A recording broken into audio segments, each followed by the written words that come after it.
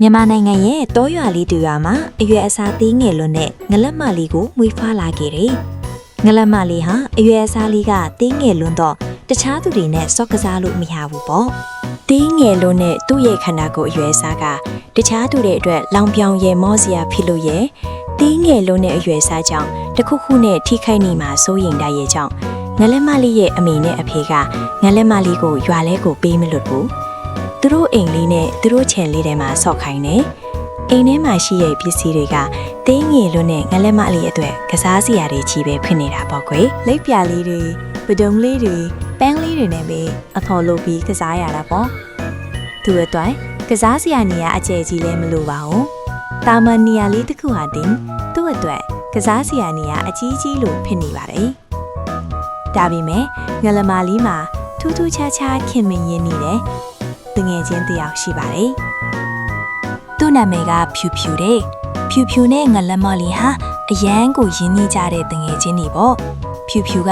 ရွာထဲမှာဖြစ်သမျှကိုငလက်မလေးကိုအကုန်ပြောပြတယ်။ငလက်မလေးကလည်းတန်းလေးတွေလေးပြလေးတွေအကြောင်းဖြူဖြူကိုပြန်ပြောပြတယ်။သူတို့နှစ်ယောက်ရဲ့ခင်မင်မှုလေးဟာအရန်ကိုဖြူစင်ပြီးချစ်စရာကောင်းနေ။လေထဲမှာလွင့်ပါနေတဲ့ပန်းလေးတွေလေတက်ရင်လေနဲ့အတူလွင့်မျောပါသွားတဲ့တစ်ရွက်လေးတွေဟာငလက်မလေးရဲ့စီးတော်ရင်တွေပဲပေါ့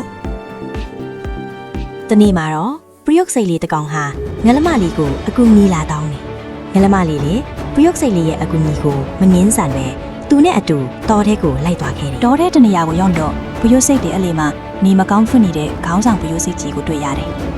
သူ့ကိုကယ်ဖို့အတွက်ရွှေရောင်ကြားပွင့်လိုတယ်လို့ပရိယုတ်စိတ်တစ်ကောင်ကပြောပြတယ်ရွှေရောင်ကြားပွင့်ကလည်းလွယ်လွယ်နဲ့ယူလို့မရဘူး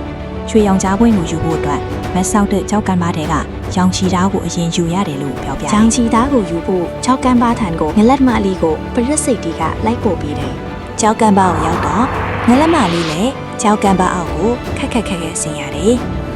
သူကြောက်ကမ်းပါးအောက်ခြေကိုရောက်တော့လှိုင်ကူတစ်ခုကိုတွေ့ရတယ်သူလိုင်ကူတဲ့ကိုရောက်တော့လိုင်ကူဟာတဖြည်းဖြည်းသေးငယ်လာပြီးသူ့ရွယ်နဲ့သာဝင်လို့ရတဲ့လိုင်ကူမှန်သူသဘောပေါက်သွားတယ်။တနေရာကိုရောက်တော့အယောင်ဒီလင်းနေတဲ့ရောင်ချီဓာတ်ကိုငလမလေးတွေ့လိုက်ရတယ်။ဒါဟာလေသေးငယ်တဲ့အရွယ်စားလေးပဲဖြစ်နေတော့သူအံ့ဩသွားတယ်။ငလမလေးကဓာတ်ကိုလှမ်းကန်လိုက်တဲ့အချိန်မှာဒါသူ့လက်ထဲမှာပူနွေးသွားပြီးအလင်းတွေထွက်လာတာသူ့အလင်းတွေကလွှမ်းခြုံသွားတယ်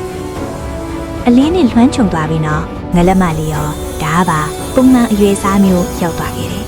။ငလမလေးလည်းအံ့ဩနေပြီမဲ့ရွှေကြပွင့်ရှာဖို့ကရှိနေသေးတာချစ်လို့ခရီးဆက်ထွက်တယ်။တနေရာကိုအရောက်မှာတော့ကူဝါကြီးတစ်ခုကိုငကားကြီးတစ်ကောင်ကပိတ်ထားတာကိုတွေ့ရတယ်။ငကားကြီးကမျက်လုံးတွေရဲရဲတောက်နေပြီးနှာခေါင်းမှာလည်းအငွေ့တွေထပ်နေတယ်။ငလမလေးလည်းလက်ထဲကရောင်ချီသားကိုဆွဲမြောင်းလိုက်တော့ရောင်ချီသားကအလင်းကိုထွက်လာကငကားကြီးကိုဓာတ်ရဲ့အလင်းတွေထိသွားပြီးကြောက်လန့်တကြားဖြန့်ထွက်ပြေးသွားတော့တယ်။ငလမားလေးငကားကြီးရဲ့ကိုယ်တွေကိုဝင်သွားတော့ရွှေရောင်တောက်တောက်နေတဲ့ဘူးကြီးတစ်လုံးကိုတွေ့ရတယ်။ငလမားလေးဟာရွှေရောင်ဦးကြီးကိုလက်ထဲကရောင်ချီသားနဲ့ခွဲလိုက်တဲ့အခါရွှေရောင်ဦးကြီးတွေကရွှေရောင်ကြာပန်းတစ်ပွင့်ထွက်ပေါ်လာတယ်။ငလမားလေးကရွှေရောင်ကြာပန်းရဲ့ဝတ်ဆံလေးတစ်ခုကိုယူပြီးဖြူရွက်စီလေးတွေစီပြန်လာခဲ့တယ်။ဖြူရွက်စီလေးတွေကိုရွှေရောင်ကြာဝတ်ဆံလေးပေးလိုက်တော့ဖြူရွက်စီလေးတွေဟာဝမ်းသာပျော်ရွှင်စွာယူဆောင်သွားကြတော့တယ်။ဒီလိုနဲ့ဖြူစိတ်လေးတွေကိုကူညီရင်ငလက်မလေးဟာပုံမှန်ခန္ဓာကိုယ်အရွယ်စားလေးကိုရရှိသွားတာပေါ့ကွယ်